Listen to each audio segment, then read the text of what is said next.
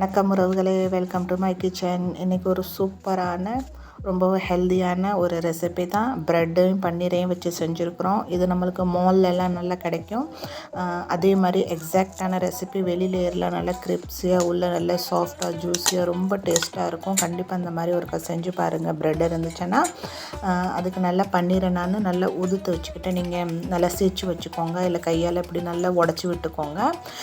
அதுக்கப்புறம் ஒரு கைப்பிடி நிறைய சின்னதாக நல்லா வெங்காயத்தை கட் பண்ணி போட்டிருக்கேன். அதுக்கப்புறம் பெப்பர் ஒரு ஸ்பூன் போட்டிருக்கேன். அப்புறம் டேஸ்ட்டுக்கு ஏற்றாப்புல உப்பு கொஞ்சம் சேர்த்துருக்கேன். இதை நல்லா மிக்ஸ் பண்ணி விட்டுக்கோங்க. இவ்வளோ தான், இது ஸ்டஃபிங் ரெடி ஆயிடுச்சு.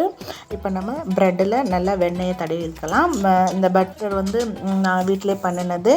நீங்கள் வேணால் அமுல் பட்டர் கூட சேர்த்துக்கலாம்.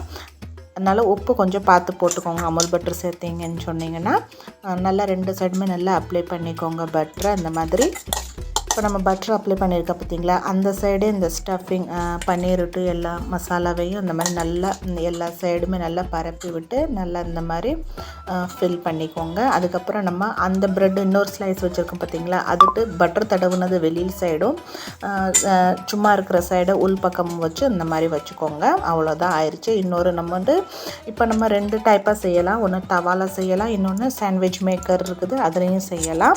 அதில் செஞ்சிங்கன்னா சேஃப் நல்லாயிருக்கும், பிள்ளைங்களுக்கு ரொம்ப பிடிக்கும் அதோட ஷேஃபு. அதனால நான் அதுலேயும் செஞ்சுருக்கேன், தவாலையும் செஞ்சுருக்கேன். ரொம்ப ஈஸி தான்.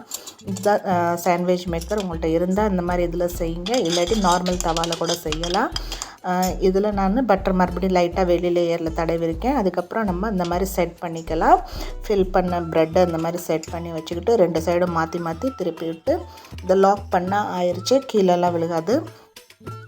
அவ்வளோதான். பாருங்கள், இதை ரெண்டு சைடுமே நம்ம திருப்பி திருப்பி விட்டோம்னா இது வந்து ஒரு நல்ல பேக்கெட் டைப்பில் கிடைக்கும். பார்க்குறதுக்கு அழகாக இருக்கும், பசங்களுக்கு ரொம்ப பிடிக்கும். இருந்துச்சுன்னா இந்த மாதிரி செஞ்சுக்கோங்க. அதுக்கப்புறம் இன்னொரு ப்ரெட் ஸ்லைஸு இந்த மாதிரி தவாவில் செய்கிறேன் நான். அதுலேயே பட்டர் சேர்த்துக்கிட்டு ஒரு சைடு மட்டும் பட்டர் சேர்த்தா போது, இன்னொரு சைடு தான் நம்ம பட்டர் தடவி இருக்கிறோம்ல.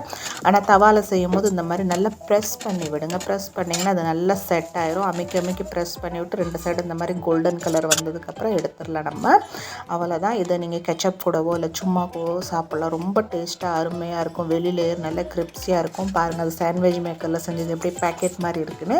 இது தவாவில் செஞ்சது நான் ட்ரையாங்கிள் ஷேப்பில் கட் பண்ணியிருக்கிறேன். வெளியிலேயர்லாம் நல்லா கிரிப்ஸியாக, உள்ள நல்லா ஜூஸியாக சூப்பராக ரெடி ஆயிடுச்சு நம்மளோட சாண்ட்விட்சு. அவ்வளோ நேரம் வீடியோ பார்த்ததுக்கு ரொம்ப நன்றி. Bye bye.